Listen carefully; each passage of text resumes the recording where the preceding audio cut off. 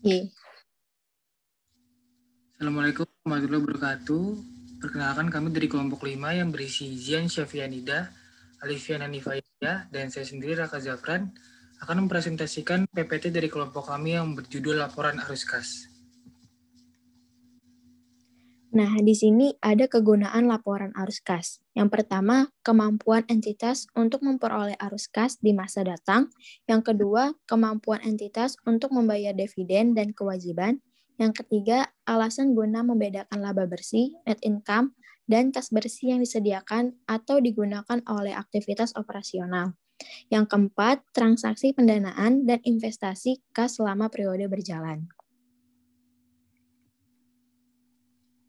Nah, di sini ada klasifikasi arus kas. Yang pertama ada operating, yaitu adalah aktivitas meliputi perubahan kas yang terpengaruhi transaksi yang menghasilkan pendapatan dan beban yang termasuk item-item laporan laba rugi. Selanjutnya ada investing, yaitu meliputi perolehan dan pelepasan investasi dan tanah, bangunan, dan peralatan, meminjamkan uang dan menagih pinjaman.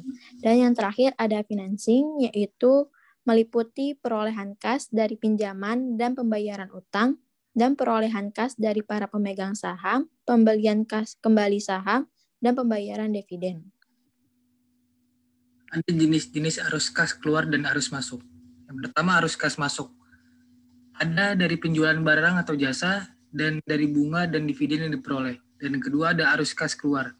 Yang pertama ada pembayaran persediaan kepada pemasok, yang kedua pembayaran pajak kepada pemerintah, yang ketiga pembayaran bunga kepada kreditur, dan yang keempat ada pembayaran beban lainnya.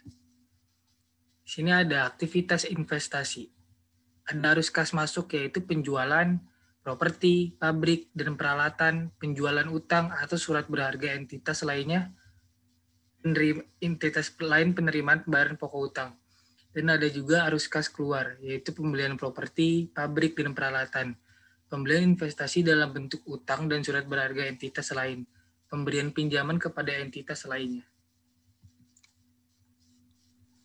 Lalu di sini ada aktivitas pendanaan, yang dimana aktivitas pendanaan bagian arus kas masuk ini penjualan saham biasa, penerbitan utang jangka panjang. Sedangkan dengan aktivitas pendanaan arus kas keluar, dividen kepada pemegang saham, pelunasan utang jangka panjang, atau pembelian kembali saham biasa. Di sini ada jenis-jenis arus kas keluar dan arus kas masuk. Menurut IFRS mensyaratkan bahwa jumlah berikut harus diungkapkan. Yang pertama, kas yang dibayarkan untuk pajak. Yang kedua, kas yang diterima dan dibayarkan dari bunga dan dividen. Nah, di sini selanjutnya ada aktivitas non-kas yang signifikan. Yang pertama, adanya penerbitan langsung saham biasa untuk membeli aset. Yang kedua, konversi obligasi menjadi saham biasa. Yang ketiga, penerbitan langsung utang untuk membeli aset. Dan yang keempat, pertukaran aset tetap. Perusahaan melaporkan aktivitas-aktivitas ini baik pada pencatatan yang terpisah atau schedule pelengkapan laporan keuangan. Nah, di sini merupakan contoh statement of cash flows-nya. 3 langkah utama dalam menyiapkan laporan kas. 3 tahap utama. Tahap pertama yaitu menentukan kas bersih yang disediakan atau digunakan melalui aktivitas operasi dengan mengkonversi laba bersih dari basis akrual menjadi basis kas. Langkah ini melibatkan analisa tidak hanya pada laporan laba rugi tahun berjalan, tetapi juga laporan posisi keuangan komparatif dan data tambahan tertentu. Tahap kedua yaitu menganalisa perubahan di aset non-kas dan akun kewajiban dan mencatatnya sebagai aktivitas investasi dan pendanaan atau diungkapkan sebagai transaksi non-kas. Tahap ketiga yaitu membandingkan perubahan bersih di kas pada laporan arus kas dengan perubahan akun kas yang dilaporkan pada laporan posisi keuangan untuk memastikan jumlah yang disetujui. Di sini ada metode langsung dan tidak langsung. Perusahaan mendapatkan keuntungan dari metode tidak langsung untuk 2 alasan berikut. Yang pertama itu lebih mudah dan dengan biaya lebih sedikit untuk menyiapkan Lalu yang kedua itu fokus pada perbedaan antara laba bersih dan arus kas bersih dari aktivitas operasi tersebut.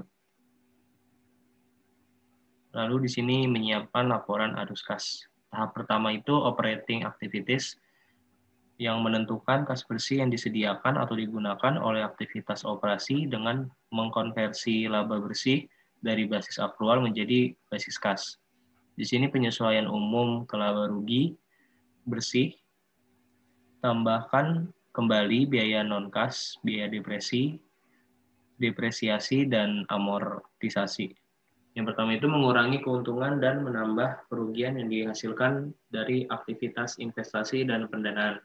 Yang kedua, analisa perubahan aset dan kewajiban lancar non-kas.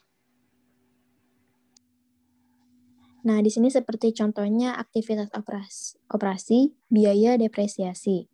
Biaya depresiasi, walaupun biaya depresiasi mengurangi laba bersih, namun tidak mengurangi kas. Seperti contohnya ilustrasi 13 strip 7, di sini terdapat net income sebesar $145.000 dan juga ada depreciation expense-nya $9.000, di mana karena ini tidak mengurangi kas, maka akan mengakibatkan bertambah.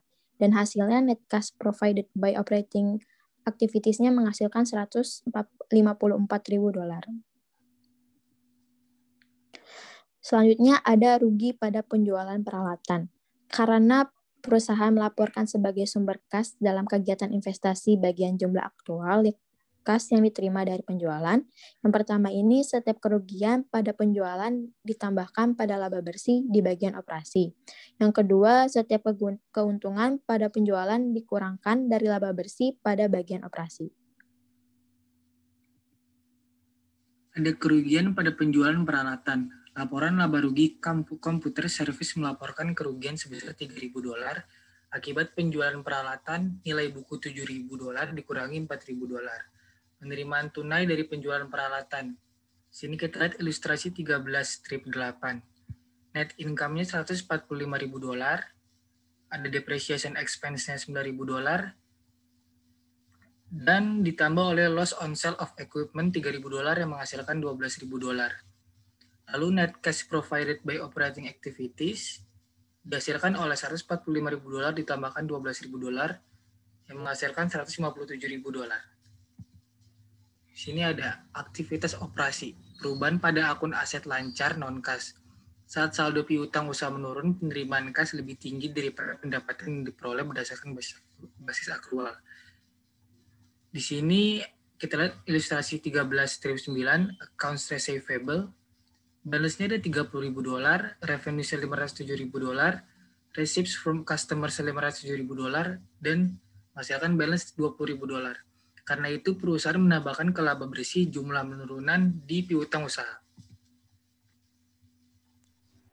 Lalu di sini ada contoh ilustrasi 1310 untuk perubahan pada akun aset lancar non-kas.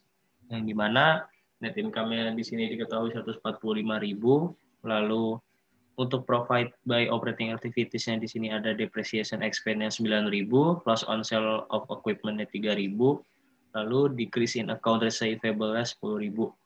Nah, yang menghasilkan di mana net cash profit by operating activities-nya ini sejumlah $167.000. Lalu di sini ada perubahan pada akun set lancar non-kas. Saat saldo persediaan meningkat, harga pokok barang yang dibeli melebihi harga pokok barang yang terjual. Contohnya di sini ada merchandise inventory. Yang pertama balance-nya ini $10.000. Lalu di sini ada pencatatan purchase sebesar $155.000. Lalu di bagian kredit ini ada cost of goods sold-nya $150.000. Yang dimana jika dijumlahkan balance di bagian debitnya $15.000. Sebagai hasilnya, harga pokok penjualan tidak merefleksikan pembayaran per kas yang dibuat untuk barang dagangan. Perusahaan mengurangi dari laba bersih peningkatan persediaan ini. Selanjutnya di sini ada contoh dari perubahan pada akun aset lancar non-kas. Nah, di sini ada net income-nya sebesar $145.000 dan ada provided by operating activities-nya seperti depreciation expense-nya $9.000, loss on sale of equipment-nya $3.000, decrease in account receivable-nya $10.000, dan increase in inventory-nya $5.000, di mana increase in inventory-nya itu mengurangi yang akan menghasilkan net cash provided by operating activities-nya sebesar $162.000. Ini ada perubahan pada aset lancar non-kas saat saldo biaya dibayar di muka meningkat. Yang pertama, kas yang dibayarkan untuk biaya lebih tinggi daripada biaya yang dilaporkan berdasarkan basis akrual. Dan yang kedua, perusahaan mengurangkan peningkatan ini dari laba bersih perusahaan untuk mendapatkan kas bersih yang disediakan oleh aktivitas operasi. Jika biaya dibayar di muka menurun, biaya yang dilaporkan lebih tinggi daripada biaya yang dibayarkan. Perubahan pada akun kewajiban lancar non-kas saat hutang usaha meningkat.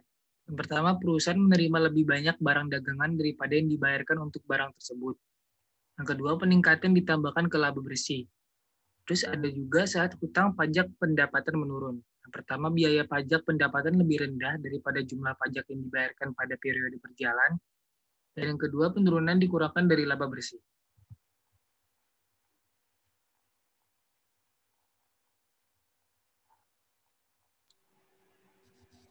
Di sini ada contoh ringkasan konversi terhadap laba bersih yang disediakan oleh aktivitas operasi metode tidak langsung.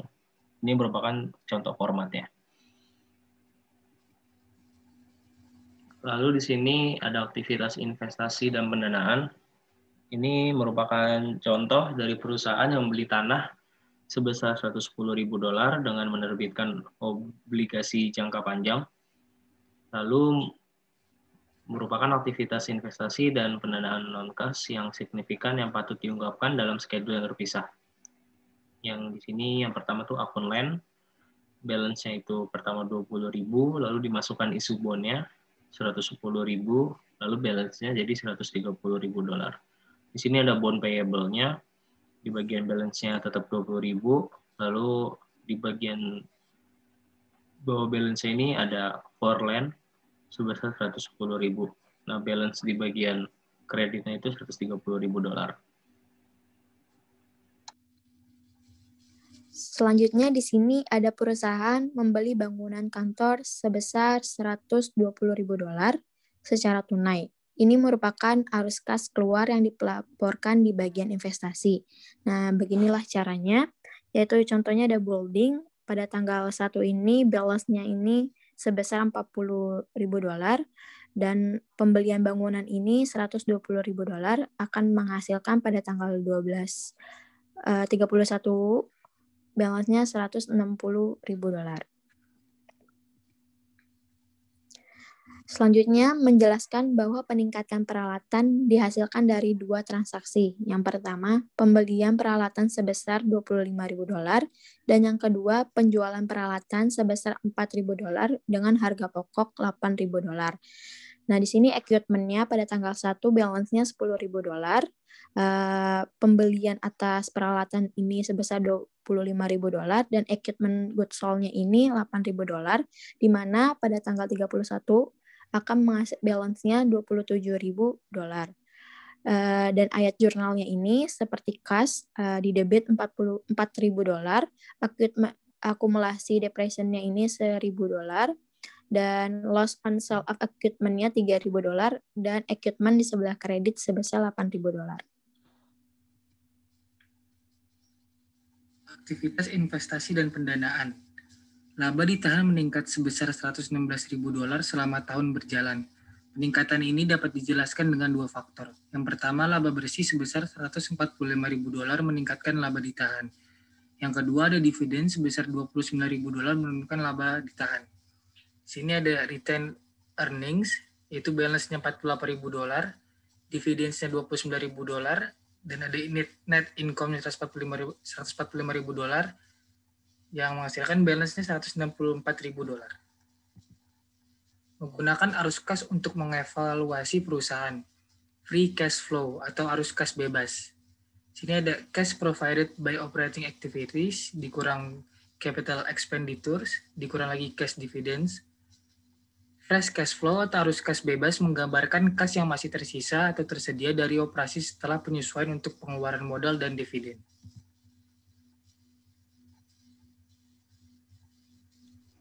Lalu di sini menggunakan arus kas untuk mengevaluasi perusahaan. Ini merupakan contoh di mana pada saat arus kasnya ini mengevaluasi suatu perusahaan.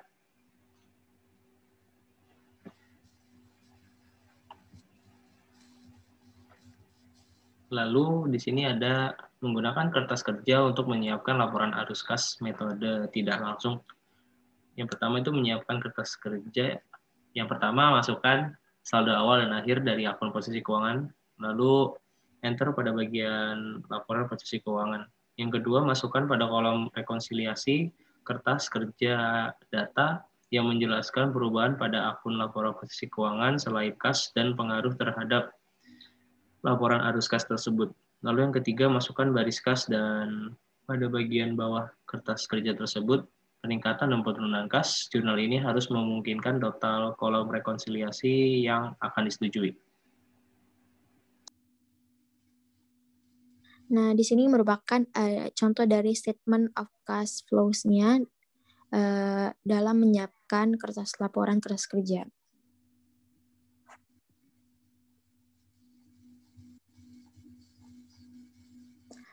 Di sini dalam laporan arus kas metode langsung, dengan metode langsung ini perusahaan menghitung kas bersih yang diperoleh dari aktivitas operasi dengan menyesuaikan setiap item dalam laporan laba rugi dari basis aktual ke basis kas. Selanjutnya juga untuk mempermudah dan mempadatkan bagian aktivitas operasi, perusahaan hanya melaporkan kelompok utama penerimaan kas dan pembayaran kas operasi. Selanjutnya juga untuk pengelompokan utama ini, perbedaan antara penerimaan kas dan pembayaran kas merupakan kas bersih yang diperoleh dari aktivitas operasi. Sini ada laporan arus kas metode langsung. Tahap 1 aktivitas operasi, yaitu cash receipts dikurang cash payment sama dengan net cash provided by operating activities. Sini from sales of goods and service to customers, then from receipts of interest and dividends on loans and investment. Yang akan menghasilkan to supplier, to employees, for operating expense, for interest, and for tax. Yang akan menghasilkan net cash provided by operating activities. Ada juga laporan kas metode langsung, penerimaan kas dari pelanggan bagi Juarez Company di utang usaha menurun $3.000. Sini ada revenues from sales $975.000, ada decrease in accounts receivable $3.000, dan dijumlahkan oleh cash receipts from customers yang menghasilkan $978.000. Ada juga cash receipts from customers sama dengan revenues from sales, dan jika ditambahkan decrease in accounts receivable, dan jika dikurang menjadikan increase in accounts receivable. Di sini ada contoh pembayaran kas untuk ke pemasok. Jadi tahun 2011 persediaan Juarez Company ini meningkat sebesar $10.000 dan pembayaran kas ke pemasok sebesar $678.000. Di sini ada dua bagian, jadi ilustrasi 13B6 ini cost of goods sold-nya itu $660.000, lalu add increase in inventory-nya $10.000. Nah, lalu purchase-nya ini berjumlah $670.000. Lalu ilustrasi 13B7-nya ini purchase $670.000.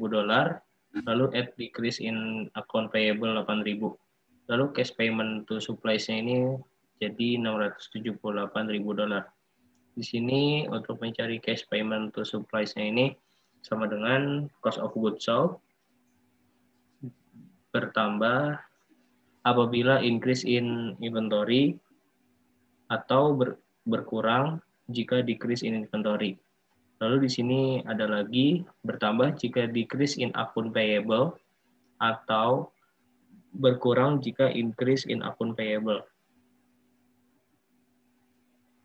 Nah, di sini ada contoh pengeluaran kas untuk biaya operasi.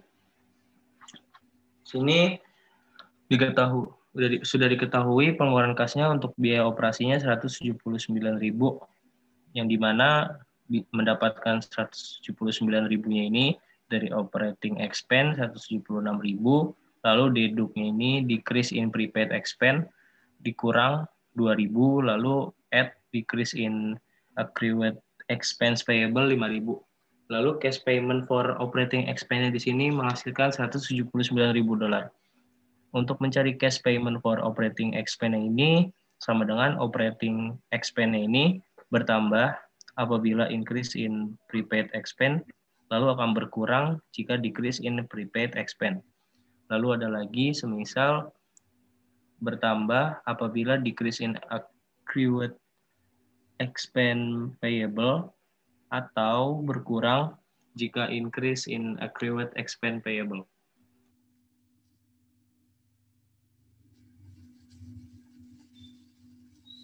Selanjutnya di sini contohnya seperti pembayaran kas untuk pajak penghasilan sebesar $24.000. Di sini ada contohnya income tax expense-nya ini $36.000.